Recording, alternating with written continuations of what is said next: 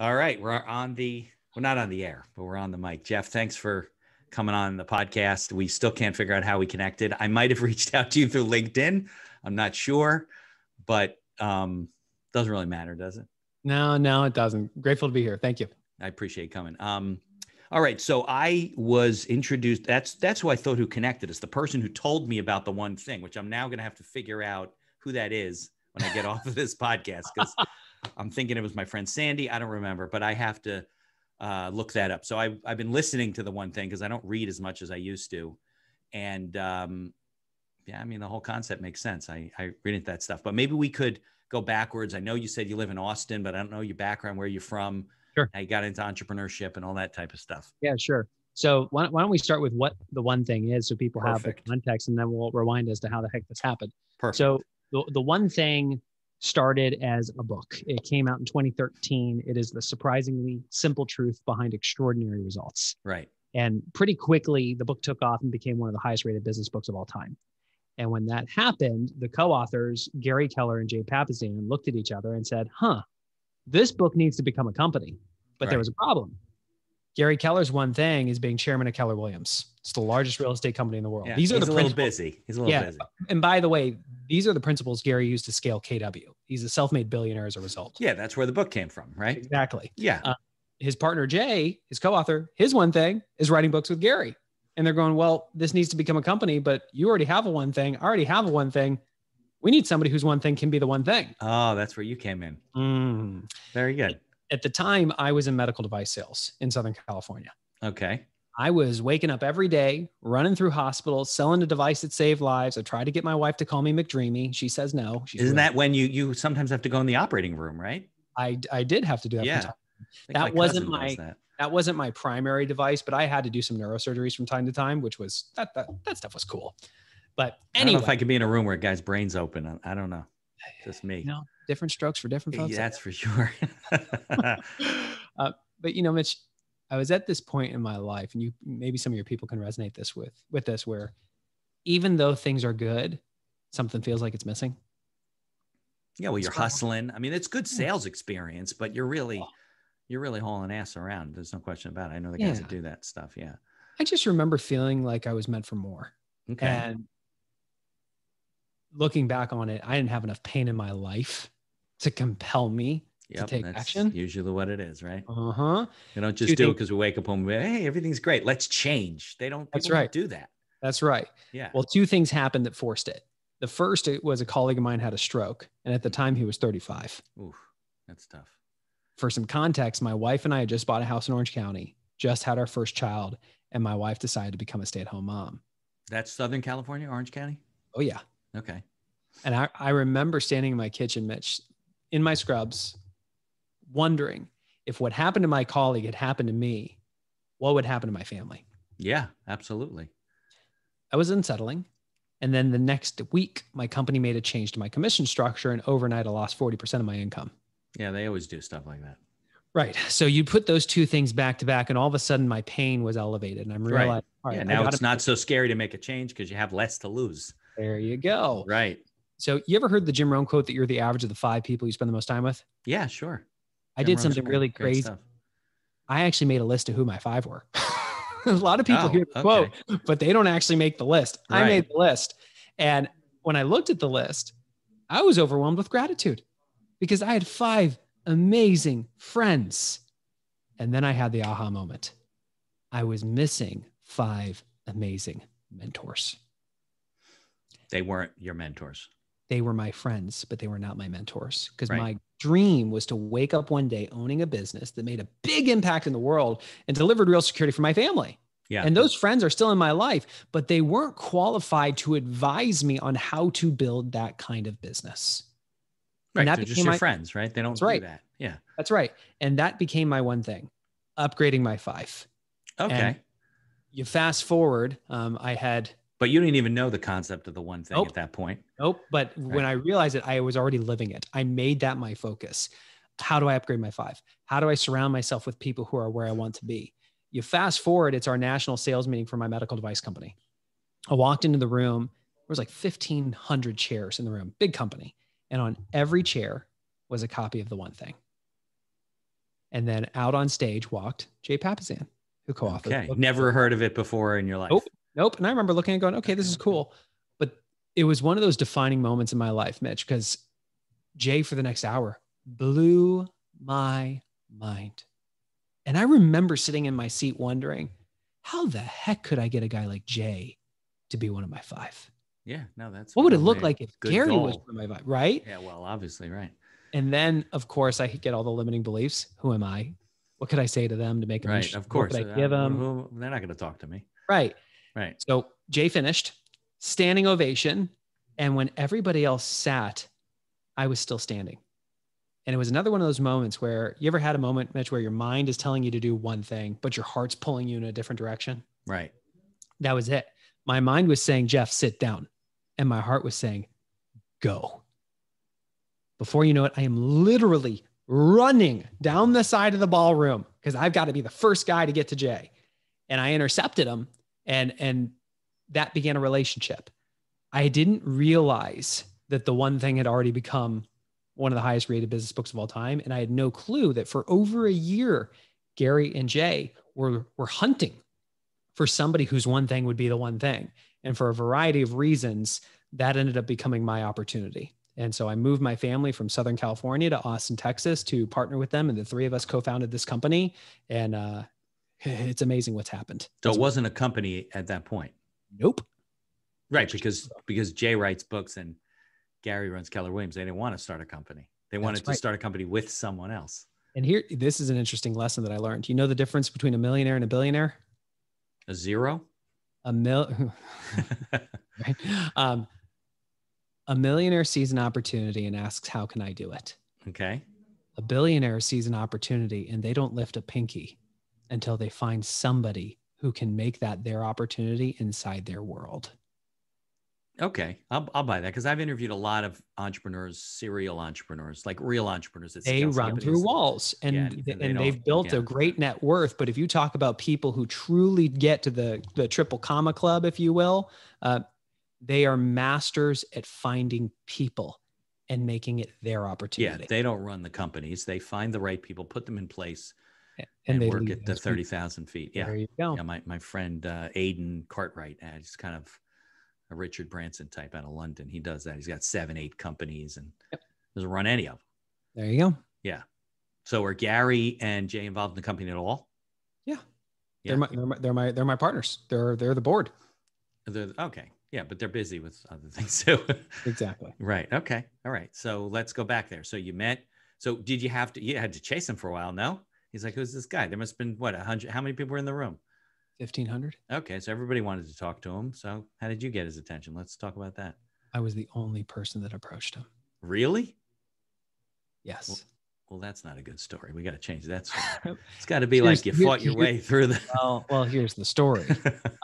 One, there's a lesson in that, which is people always think, oh, yeah, that's the lesson, right? I shouldn't approach him because everybody else is. No, very few do. The number of times I was on a podcast and I would give out like my cell phone number or my direct email. Yeah, I've done it all the time. Nobody calls me, emails, and nobody calls. Nobody does. Yeah, they don't. But here's it's like the pretty girl in high school. Like nobody asked her to the prom, and they're like, "Well, why does she have a date?" Well, because everybody else thought she already had a date. That's right. Yeah. Well, the story of how we got in a relationship, that's worth telling.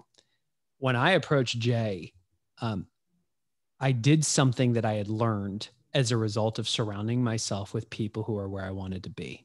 Okay. See, Mitch, prior to going on my journey to upgrading my 5, I was the guy that would show up at a networking event looking to get, not looking to give. Right. I would be wondering, what can this person do to help me? And the moment I realized they couldn't help me, I'd be not interested, not listening, and I'm off to the next one. No, it's a giver's gain world. It should be. That's right.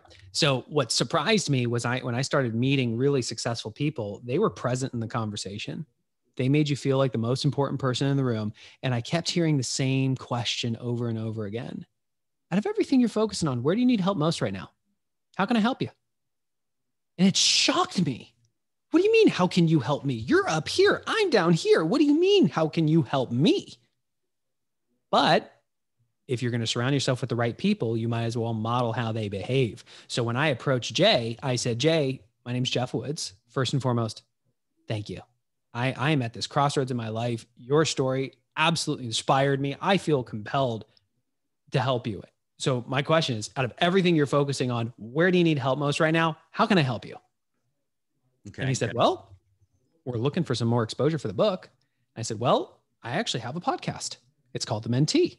Oh, you had a podcast at that point. I did. I later sold the podcast and that business behind it. That's another story. Okay. But well, entrepreneurship. I said I'd be happy to interview you for the show and spread the message. He goes, that'd be awesome. At the end of the interview, I asked him, out of everything you're focusing on, where do you need help most right now? How can I help you? He said, I'm looking for more exposure for the book. I said, well, I have a relationship with a lot of podcasters. I'm happy to get you booked on their shows. Oh my gosh, that'd be amazing. No problem, man. I'll make the intros. So I got him lined up, and then I circled back. Became his publicist. How'd the interviews go? What are you focusing on? How can I help? Got it. So you were, it's funny that you found it surprising that these people had that approach and attitude, because you had already started down the road of, hey, I'm going to upgrade my top 5.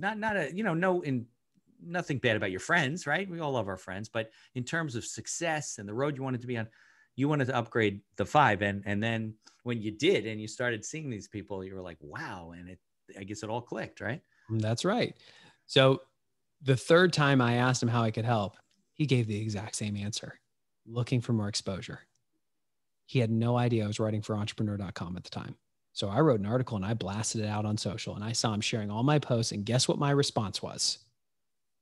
What are you focusing on? How can I help? 4 times I asked how I can bring value. 0 times did I ever ask for anything in return.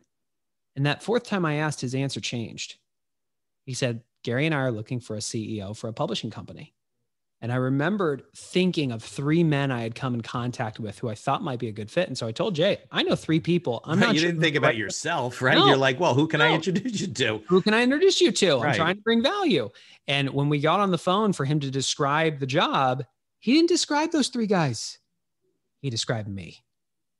And because I had been the person that consistently came from contribution. Right. Of course. When I said, hey, it's not these other guys, I think it's me, I had earned enough credibility to earn the right to begin the interview process. I think people don't realize the credits or emotional bank account or whatever the term you want to use, you build up by being a giver and being the person who helps other people. You are helping yourself. Right. It's just people don't see that. They're too short-sighted to say, well, I mean, look, if you're not going to introduce me to anybody, what do I need to talk to you for? As opposed to saying, listen, Geoff, how can I help you? I mean, look, you and I can network, and I'll have a lot of people to introduce you to, and I'm sure you will meet. I don't know where it's going to go. I'm a small business attorney in New Jersey. I'm looking to do, but you never look down the road. That's right. You just keep helping. And if you have that attitude, I mean, that's the wealthiest people in the world. The most successful people, let's say, have that attitude. That's right. That's just the way that it goes. That's right. So what year was that? Do you remember when? November 1st, 2015 was my first day. So that was early 2015 that happened, because it was a 5-month long interview process. And I literally remember November 1st was my first day on the job. Oh, so even though you said, oh, I think I'm the right guy, you went through 5 months of interviewing with them? Oh, yeah. Oh, yeah. Okay. Our hiring process is so thorough, especially when you're looking for a leader or somebody to start a business. It's very detailed, because it's like a marriage. Right. But who was running that hiring process? There was no company at that point. I understand you have a good hiring process, but Jay was driving that? Yeah. So Gary, I mean, you have to put the context. Keller Williams is a franchise. Right. Which means Gary doesn't get to tell the 200,000 agents what to do. They're a voluntary army. So he had to have clear models and systems to help a small business owner scale a big business inside the Keller Williams ecosystem. So the hiring process, I don't even know how much money Gary dropped into that, to developing that. I know it's in the multiple tens of millions of dollars to get it to where it is today. I mean, it's literally a book, step by step, how to do it. So Jay ran that process with me. Got it. Okay. All right. 5 months is a long process. Now, you were still living in California at this point. You didn't know if you were going to move or whatever, right? So you moved to Austin. Did you buy a house, or did you wait? You figured, well, maybe this isn't going to work. I waited 10 months so that we could scout the right location. And then we bought. Yeah. Well, you didn't know the town or the area, right? You're not from Texas originally, are you? No. I'm so far from a Texan. Yeah, you don't sound like you're from Texas. No. Funny, I meet people like on Zoom calls and they're like, yeah, I'm from Texas. I'm like, you sound like you're from Brooklyn or something. What? I was walking to the office with purple shirts and pocket squares, and they had like boots on. I'm like, I'm going to get you guys some pocket squares. Yeah, like you're not going to, right. You're not wearing boots and a 10-gallon hat, right? Yeah, there you go. So tell me about, well, you had alluded to some other things. So have you done, before medical device sales, have you owned any other companies? You've been an entrepreneur? Nope. No? Nope. Okay. There's nothing wrong with that. I just wanted to know. The thing that qualified me for the job was they were specifically looking for somebody who is what they called emerging talent, meaning they hadn't done the job before, but they had the core skills to the point that if you looked at that person's future and extrapolated out what's their next job or their next job or their next job, would starting a company be along that path? Because for Gary and Jay, they want to find somebody who's early, who has the core skills that they can then coach and mold into their culture.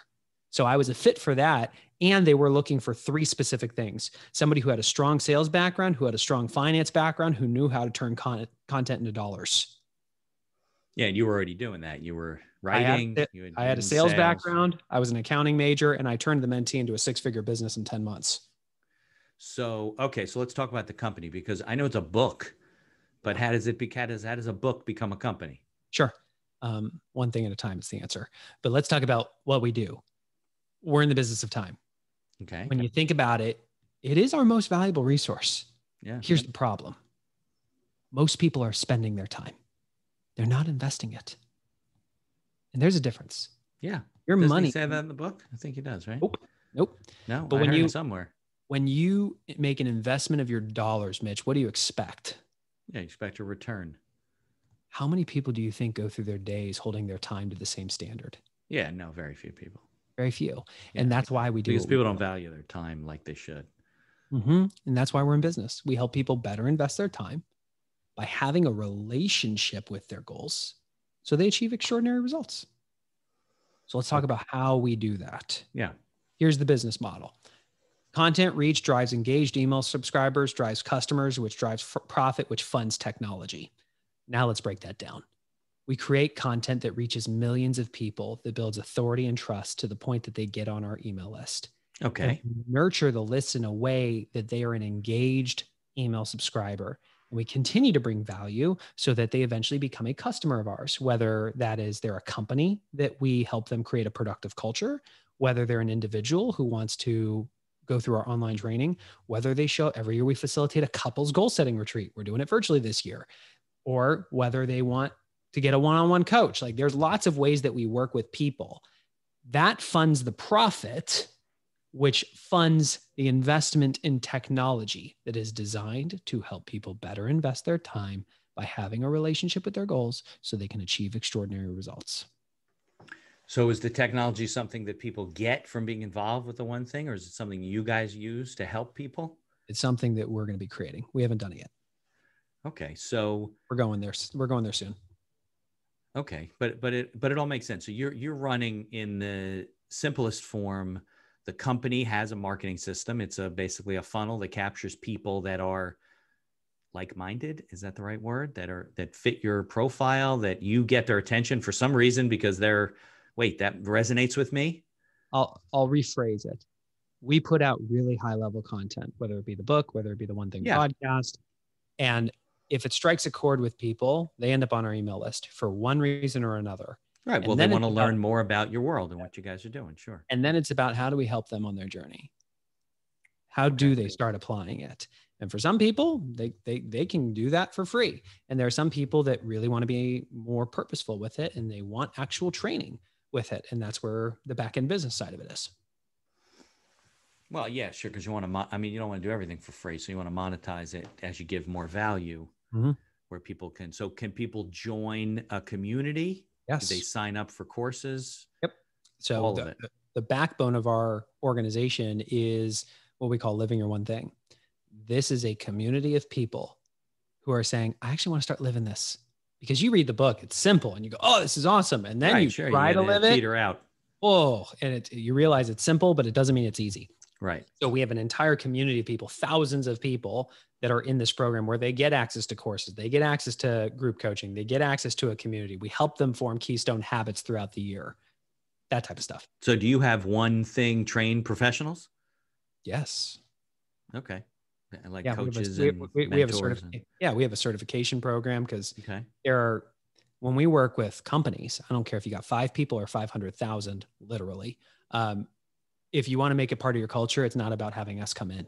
It's about having people inside that we certify to be experts in driving this into the culture. And we consult with them so that they have the strategy and the direction, and it shifts the culture. Right. So you go into a large company, let's say, not always, but you go into a large company and you either ask them or help them identify who are going to be the 5, 10, 20, 200 professionals in their organization that are going to get trained on your methodology. That's right. Right. That's right. But if someone's a solo, they can also, have freelance people too, right? Yeah. Oh gosh, yes. Yeah.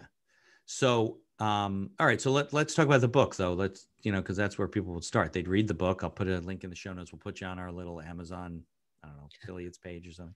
There you go. And help you guys promote the book. But I thought that and I'm not done. I read a lot of books all at the same time. Listen to books. Is that Gary, by the way, or Jay? No, professional. Okay. I never know, but Gary's at the beginning, but you'll hear the text in at the beginning. You'll know it's him. Let's talk about the principles of the book though, because it's a simple concept. What is your one thing, and just do it. But it's not that easy, right? Because you can't just in your life shed everything that you do. You'd like to, but I find it difficult. So let's talk about those principles. Well, I think this is one of the biggest misconceptions, Mitch, is people hear the title of the one thing and they feel doubt because they go, I have more than one thing. Right. The truth is we all do. And it's about understanding that the path to getting everything you want starts by getting one thing at a time. This means you think big in terms of your vision, but you actually have to start by going small. Imagine it's like a 2-inch little domino that's so small that effortlessly with the flick of the finger, all the other dominoes will fall. And what this is about is understanding what your priorities are. Everything that's on your plate is not of equal importance. Everything does not matter equally. And when we were kids, we actually understood this, because if you've ever lined up dominoes, you didn't just stand them up randomly and flick them down one at a time. You stood them up, lined them up, and all you had to do is whack away at the first one first, and everything else became easier or unnecessary. It's the same thing with our professional life, and it's the same thing in our personal life. When you can get clear of all the stuff that's on your plate, what is the one that matters most? Right. And start by whacking. Choice, though. You could have more than one thing, right? But you got to choose. Well, you ready for a story? Stories are good. Yeah, stories are good. My first 90 days, I was being tested on 3 things. Okay. My ability to cast a vision for the business, my ability to drive revenue, and my ability to recruit talent. Those are the 3 things I had to do in 90 days or I was fired, literally. That's when you started middle of November. Yes. You're talking December, January, February. So by the middle of February, you had to reach those 3 goals. That's right. And that's, by the way, what we call a job description. The 2 to 3 things you have to do exceptionally well or you're fired. I'm not kidding. Or you're fired. Well, but maybe every job description should be that concise. I don't know. Wouldn't it be that nice? About the firing part. That's kind of hanging over your head. It's about understanding what's the 20% of your role that drives 80% of your results and proving that you can do the 20% really well. And it brings, and for us, probationary period. Yeah. And if you're looking for a leader, I don't want to just cross my fingers and hope that they can do it. I'm going to give them a timeline. Let's do it. Right. I'm going to coach them. I'm going to hold them and let's see if they can do it. Right.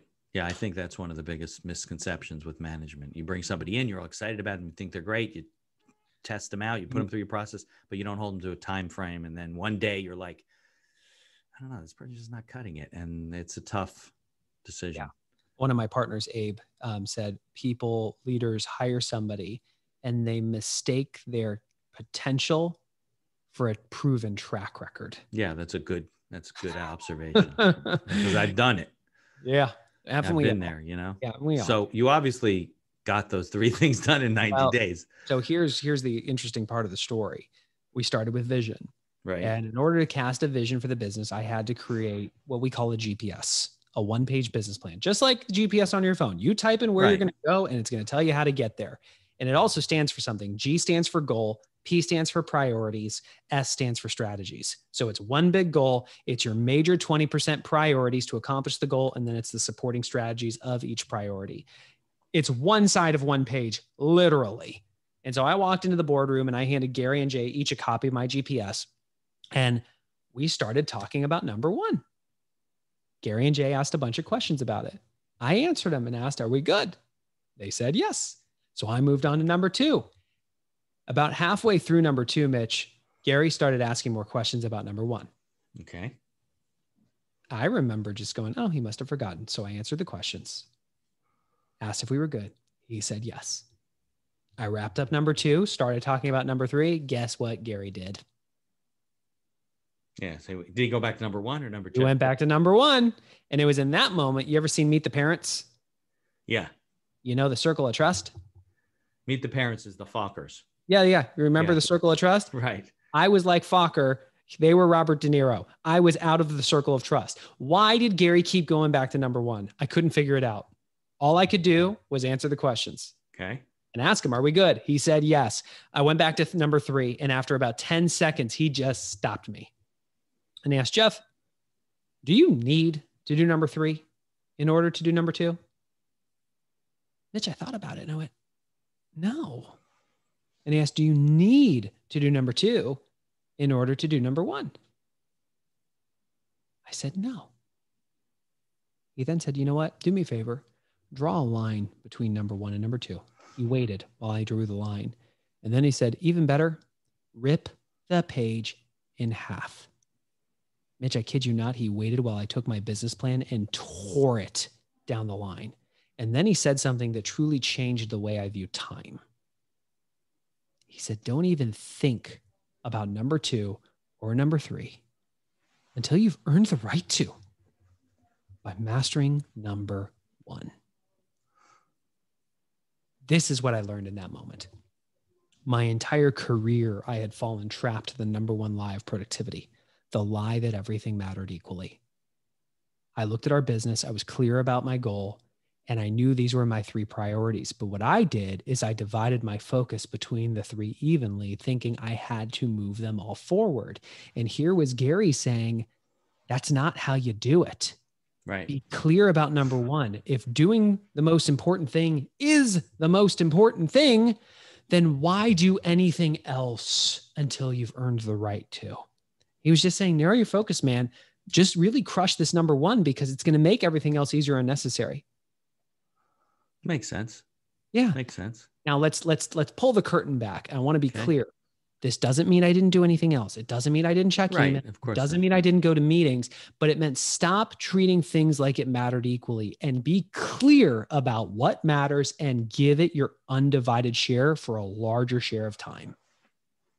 Okay. Well, it's a lot about time management and prioritizing things, right? There you go. Yeah. No, well, we definitely, I mean, that's the whole key to any of the survival techniques in business when it comes to dealing with things on a daily basis. It's coming in and making sure you do the important stuff, not the stuff that not putting out fires all the time and not getting involved in the minutia. Well, and let's go back to early man. We understood this a long time ago. We got up and we went and we hunted. It's not like we went hunting for 30 minutes and went up. 30 minutes is up. It's time for me to go sit at the campfire. Sorry, family. I didn't get any food.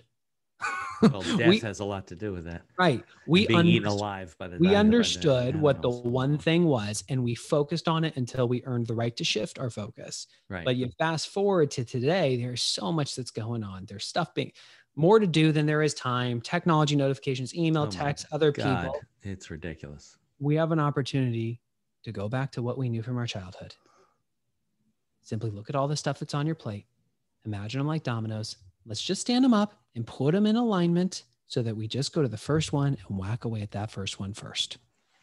Well, that's what I like about the book. It's simplistic from the standpoint of, clear the smoke, get rid of this, and just do the things that are most important. You look at all those books. I'm reading a book, Eat That Frog, the Brian Tracy book, and the one-page marketing plan, and all those different types of thought leadership. Let's not call it methodologies necessarily, but they're obviously people that say, hey, don't get lost in the minutia of your daily life, because I got business owners, and I'm sure we could fill the room up with them, who go to work and maybe even have a list of stuff to do. And then 4:30, 5 o'clock comes on, 6 o'clock comes on. They haven't done anything.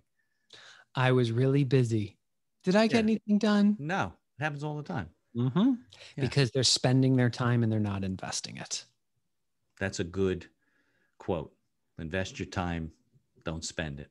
Because you spend your time, you don't get it back. You've spent it, it's gone, right? Yeah. Well, that's the difference between an investment and a expense. Good job. Good job, Padawan. Okay. So, well, let's talk more about the book. So, because we were talking about what you started to do, your 90 days, and what do you want to know? Well, I want to know more about I guess maybe some of these questions are for Gary, but do you know why, how he got to, he's obviously in a certain place in his life. He's very successful, right? He looks at life a certain way. A lot of that is reflected in the book. So why it was written? Yeah. How did he get there? Yeah. Yeah, sure. So we have to go further back to before the caveman days. Well, no, not quite. Before Keller Williams was Keller Williams. Okay. When Gary was trying to build the company, he hit a point where he was frustrated because he felt like KW wasn't growing the way he wanted it to grow, and it wasn't getting the recognition he thought it deserved. Every week he would sit down with his top leaders. Was it a franchise at that point? Oh, it was. Okay. So it was a system of offices. Yeah. Okay. So he'd sit down with his top leaders and he would ask them, what are your priorities for the week? And usually they'd have their top 3 and they'd talk about them. And Gary would ask them questions about them. They'd be online. He'd say, great, go be successful. Mitch, they'd come back the next week and they'd get number 2 and number 3 done, but not number 1. And so Gary said, all right, if you could only do 2 things this week, what would it be? And they got clarity on it. Great, go be successful. They come back the next week, number 2 is done, not always number 1. And it was out of frustration that one day he looked at his leaders and said, let me ask you something. What's the one thing you can do such that by doing it, everything else would be easier or unnecessary? Now let's break that question down. Obviously it became a book. So, right. What's the one thing? Right. Not the 2 things, not the 3 things, not everything. What's the one thing you can do? Not you should do. You feel guilty if you don't do it. You actually can do it. It's a 2-inch domino. That's effortless.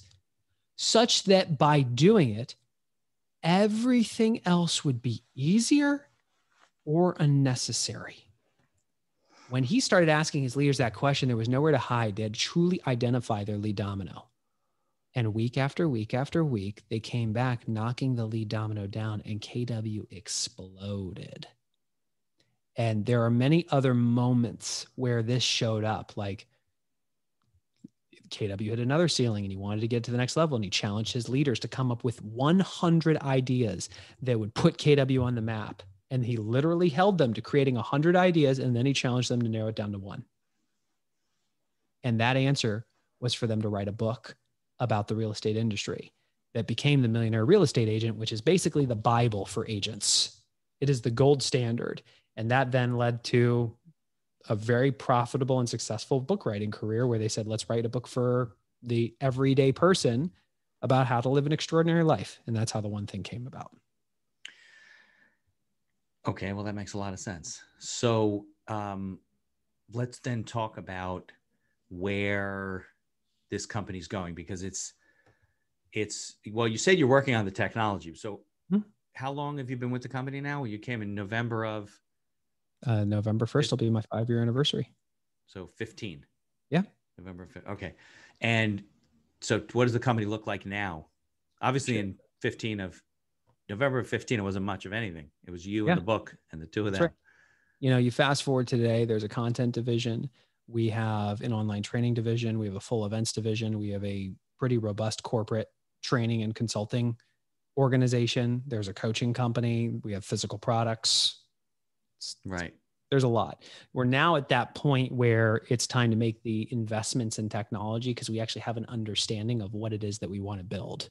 Okay. Because building tech without a clear vision of what you want, that's just expensive. Very expensive. Right. So now we actually understand the pain points and how tech can help people better invest their time. And that's where I look up and say, okay, I'm missing a person. I'm missing that tech visionary that I can bring inside our world and help them have everything they could possibly want by being inside our world. So you're on a hunt for that person right now. Always. I'm always on a hunt for good talent. So what is the tech looking like? What do you? I can't share that, unfortunately. Oh, you're at that point where, okay, good. Well, we'll keep an eye out for it. So if somebody wants to, well, they should read the book. First of all, it's a great book. And if they want to get involved in your world, they go to theonething.com, which is the number one thing.com, not ONE. Yeah. But we'll put links in the show notes. The book and the podcast is spelled out ONE, but the website's with the number one. And what I would advise, there's two places I'll point to on the website. One is the free stuff page because everybody loves free stuff. Okay. Yeah, we got a lot of great resources on there.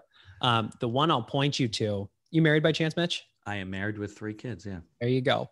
So every year we facilitate a couples goal setting retreat. Okay. It's hands down one of the best things we do because we as high powered individuals set goals, but what we don't realize is if we have a significant other, we often don't set our goals with them. And it's like we're the roller coaster ride where we're going up, we're going down, we're turning left, we're turning right, we're doing the loop-de-loop, but our partner, because we don't do it with them, they're on the same ride, but they're blindfolded.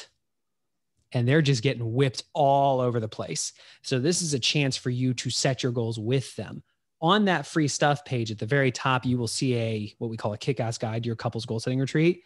Mm-hmm. This is an army of questions that you could just sit down and start asking, having the conversation with your plus one. It'll change your relationship. And that's like one tiny little element of the retreat that we facilitate. And if you're one of those people that says, hey, I actually want to start living this, go to the training page. You can learn more about the retreat that we facilitate, as well as the corporate training, the coaching, the online courses, all that stuff. Is the couples retreat virtual at this point because of what's going on in the world? Yep. November 14th and 15th will be a couples retreat, and November 21st and 22nd will be a retreat for individuals and teams. So separate tracks, same principles, but customized to couples versus individuals and teams. So last November, it was in person. Last November, it was in person. Yeah. But this year, that's out the window. That's for sure. Maybe next year, you'll have to see what happens. But here's what I'll say. And I got this call as soon as Austin shut down because of the pandemic. Gary has said for a long time, there's a gift in every shift. Yeah, there's definitely a lot of silver linings. If you look for it. Yeah. For us, I love facilitating in person. That is a unique experience. Right. And facilitating virtually, it's going to be a different experience, but it's also created gifts, the ability to serve a heck of a lot more people. Yeah, you can reach people around the world. Right.